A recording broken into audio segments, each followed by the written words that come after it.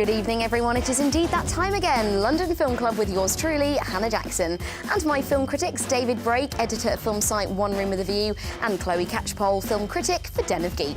Let's take a look at what we've got coming up on the show tonight.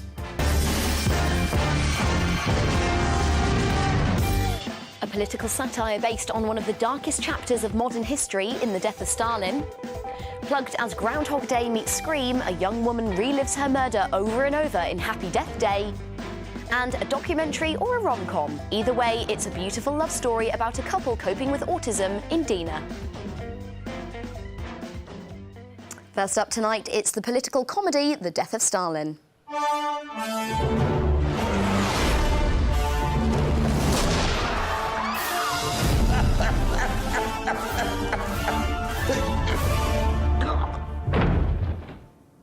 Should we investigate? Stalin's dead. He's dead. Stalin is dead! Oh, my God. Our general secretary is lying in a puddle of indignity. Yeah, he's feeling unwell, clearly. I want to make a speech at my father's funeral. No problem. Technically, yes, but practically. When I said no problem, what I meant was no problem. The Death of Stalin. Yes. Right, so... I wonder what it's about. I wonder what this could be about. There's a spoiler in there, isn't there? Yeah. Hashtag spoilers. But yeah, I mean, it's based on a graphic novel loosely, and it's basically after the death of Stalin, loads of the bureaucrats come together, army chiefs, etc. Who's going to take over from Stalin, Stalin's son, etc., etc. And it's an all-star cast who basically, and it's watching their journey to try and become the new leader unfold. And it is chaotic and messy and quite good fun. Quite good fun. Yeah, quite. This is interesting. I was expecting this to be like amazing. It was because I mean let's start with the cast. What a cast! Yes. We've got Jason Isaacs, Rupert Friend, Michael Palin. There's so many good actors in here. On and on. But what? Chloe and I are feeling this. You know what I'm saying? I mean, I think the problem is the way they've pitched the trailer is it's an out-and-out comedy, and the problem is actually it gets so brutal because obviously we're talking about the KGB, Stalin, one of the most unpleasant times in sort of modernish history. You know, it's just not in sync with his other work, like In the Loop, Malcolm Tucker, The Thick of It, which is just out and out, you know, you can have a good laugh and you can rewatch it. This, I'm not so sure whether you could go back and rewatch it. Exactly, that's just on the money. Like, because within The Loop and The Thick of It, which are two of like my favourite things, that Armando Iannucci, who's the writer-director here, has created those as well. Yeah. And it's just the sense that I watched it and I even wanted it to go more ruthless, more funny, more joke-based, like go, or go the other way and calm it down and just be an out-and-out comedy, which is what the trailer suggests. I mean, I was going to ask this about, you know, would it have been better to have just been a serious retelling of this time, or a comedy, and they haven't found either? No, I mean, tonally, it's walking a very tricky tightrope. And for example, whenever Jason Isaacs comes on, he is just, you know, I sort of felt relief because I thought, you know, he is bringing the tone up here. We're going a bit lighter. He's hilarious. He has a Yorkshire accent, which, God bless them, I love it. I don't know how that came up in the meeting. They thought, you know, we're going to make a Russian general have a Yorkshire accent, but it's marvellous.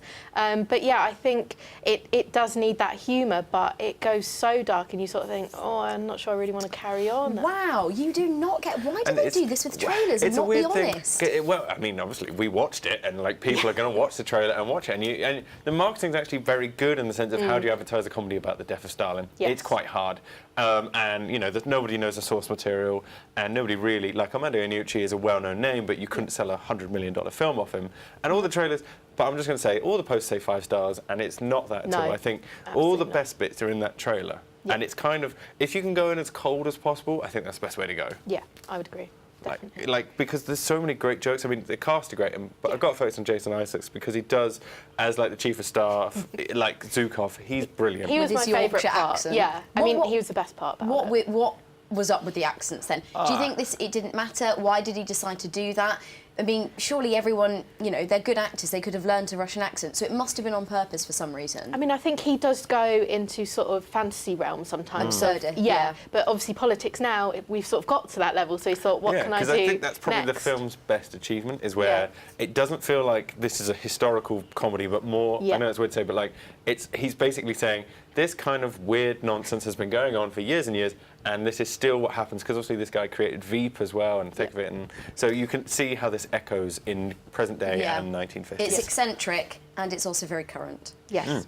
And on that note, we're going to go with popcorns. How many out of 5? It's not going to be 5, clearly. No, I'm afraid it's only 3 for me, I think. Yeah. Yeah, it's like fun, like you have a good time, but it's just not that fun, so 3.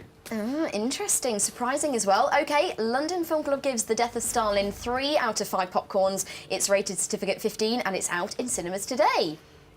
As always, get onto your social media of choice to get in touch using the hashtag London Film Club, or you can send an email to londonlive.co.uk and join in the debate with us 3 tonight. Right, next up, not the nicest of birthday surprises, it's Happy Death Day. Whoever's killing you knows it's your birthday. Pretty much the entire school knows. These are signs of major trauma. You should be dead. You relive the same day over and over again. Kind of start to see who you really are. All units, we've got a 187.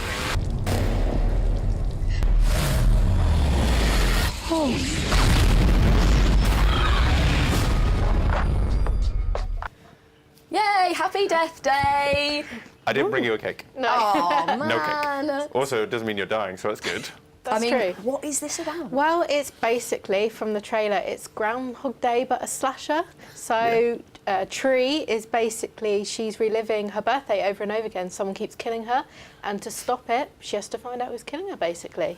Right. Not the most original, obviously. Yeah. But apparently, like, what did we think of it, though? Because did it just feel like a copy and, you know, I think it was rip-off? surprisingly fun, to be honest. I went in absolute cold, hadn't seen the trailer. I really had a lot of fun with it. I mean, it's basically Groundhog Day, but it does it knowingly. It's not trying to be like, hey, look at us, we're original. And even like The Edge of Tomorrow as well. And they do the great thing that those 2 other films do, and the repeat, because you keep living that day over and over, and you think, well, this gets really boring, but actually they do it in a way that's so fun and imaginative. You go with Tree, this, you know, she's a sorority, you know, sort of... Basically a plastic from Mean Yeah, Girl. a plastic from Mean Girls, I'd say. And she sort of, you know, is going through this day, and you sort of go with the emotionals, the highs, the lows, everything. It's actually... Yeah, I was really surprised by it. It's a lot more fun than you think, and like slasher movies are kind of having a bit of the comeback, you know, like, and it's great to see because the originality.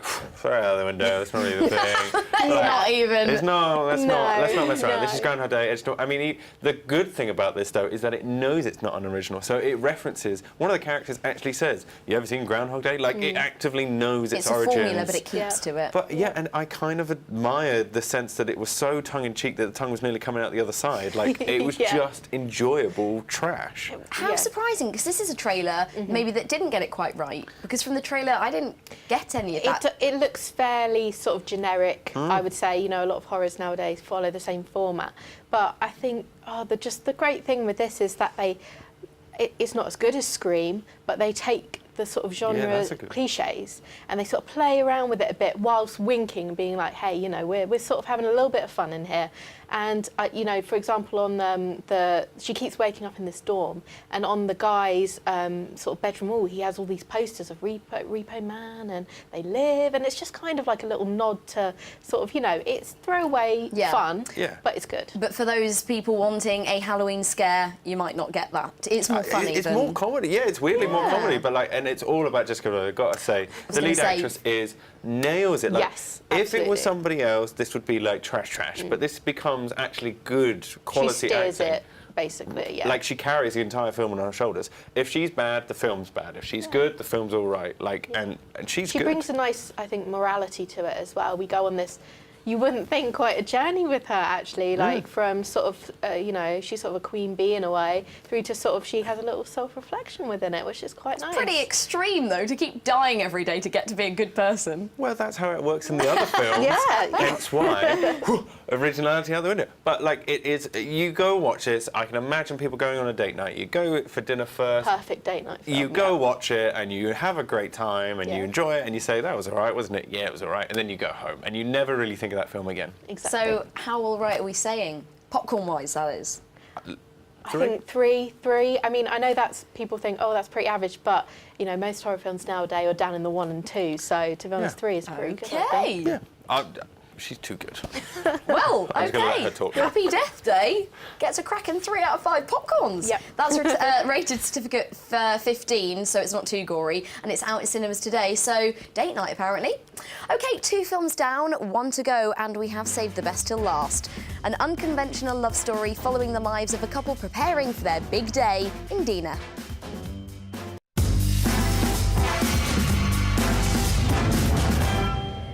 Welcome back to London Film Club with me, Hannah Jackson, and my lovely guests tonight, David Brake and Chloe Catchpole. As the nights are closing in, a trip to the cinema is looking better than ever. So what have your choices been this week? Well, let's pop over and see our weekly top 5.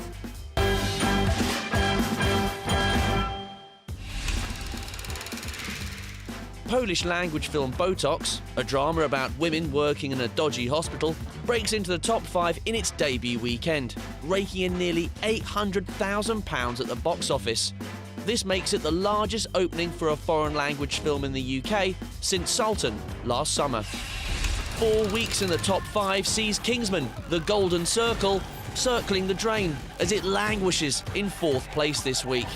We've got brains, skills, skipping rope.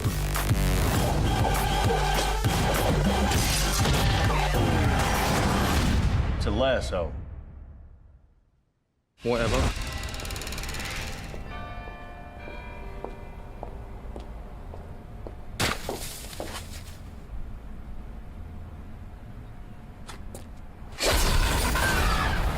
New in at number 3 is absurd Scandi thriller The Snowman, not to be confused with the beloved Christmas animation.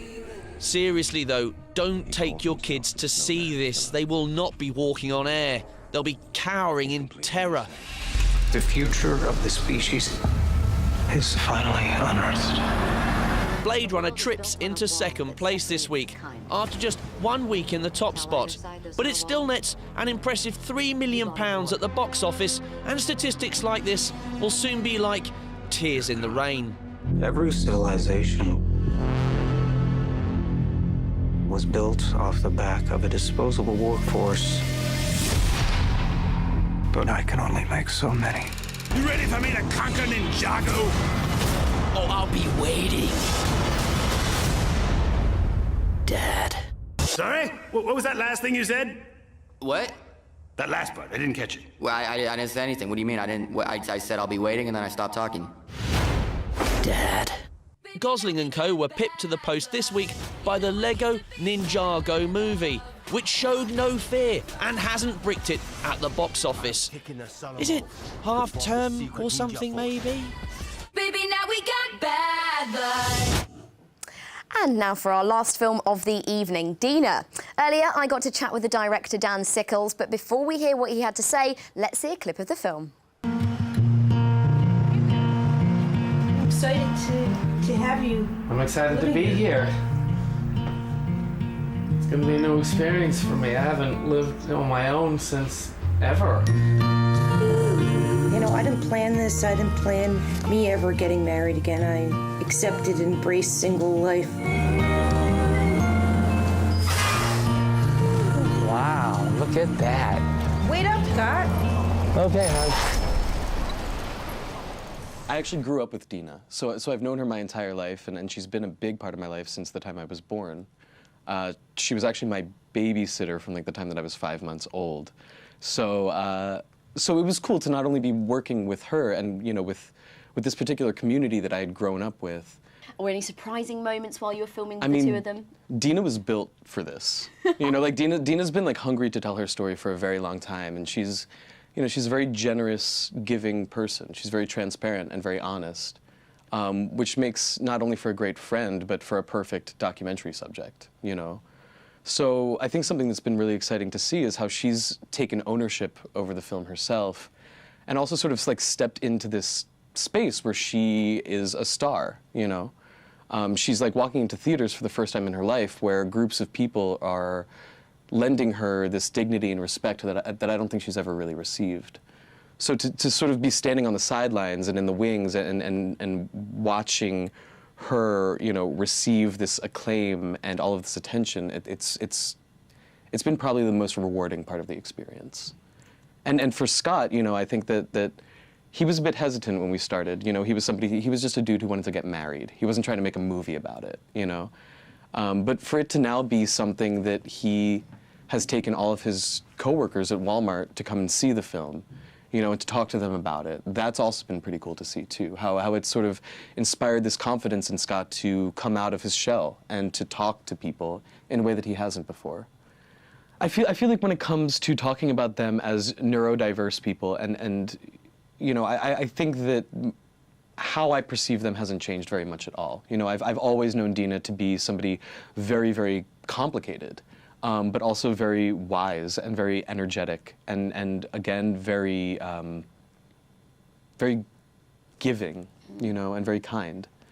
But I think when it comes to them and like watching their relationship and how they go about establishing it, you know, it's been valuable for me in my own relationships. You know, it sort of has guided me towards this new understanding of how valuable transparency and honesty and trust are, which are things that I think everybody's dealing with in their relationships, no matter how long you've been in that relationship.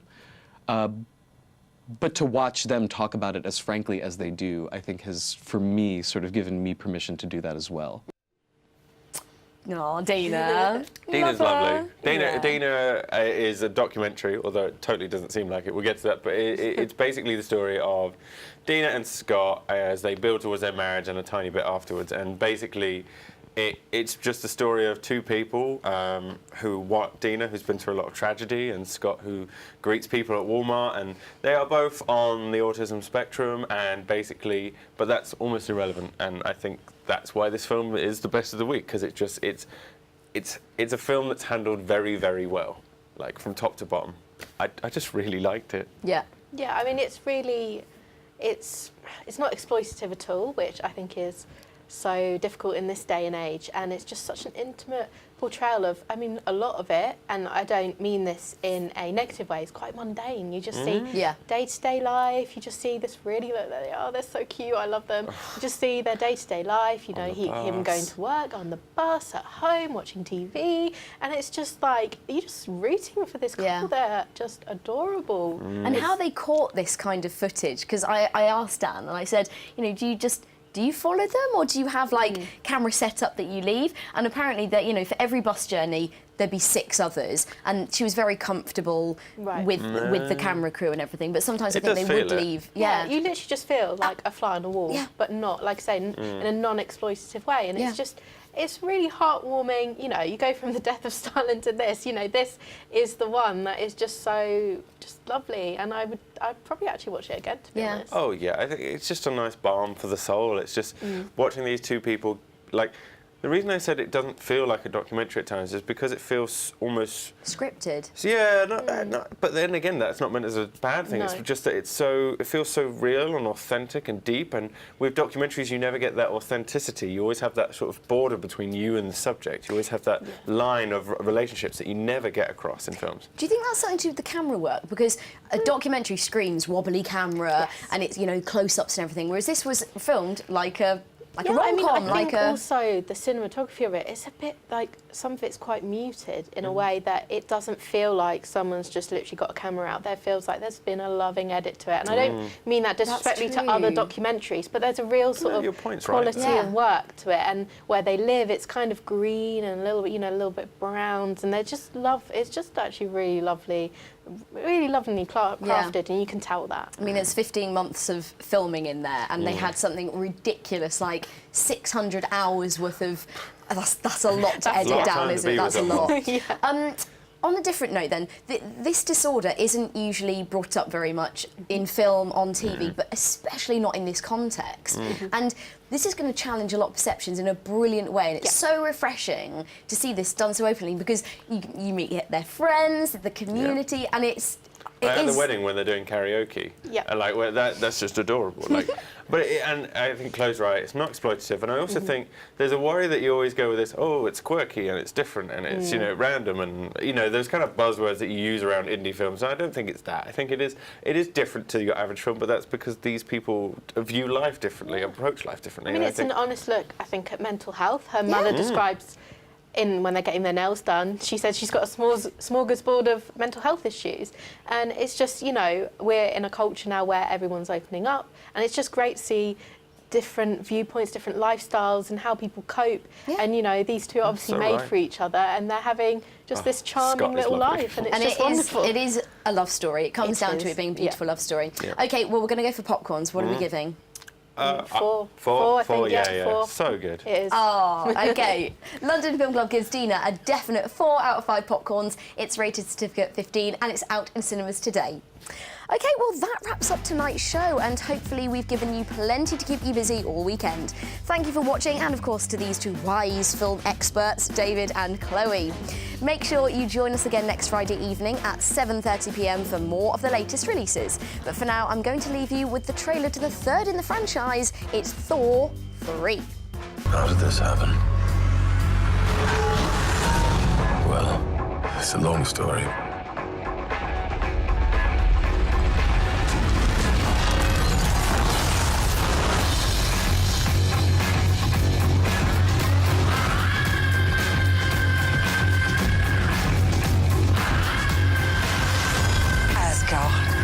Is dead.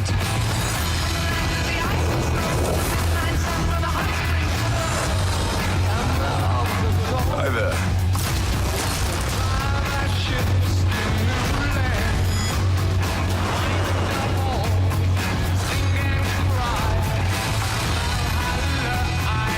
What have you brought today? Tell me. A contender.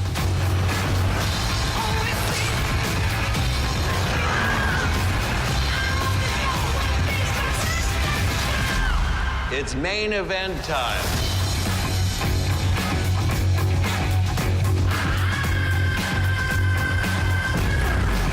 And now, I give you your incredible...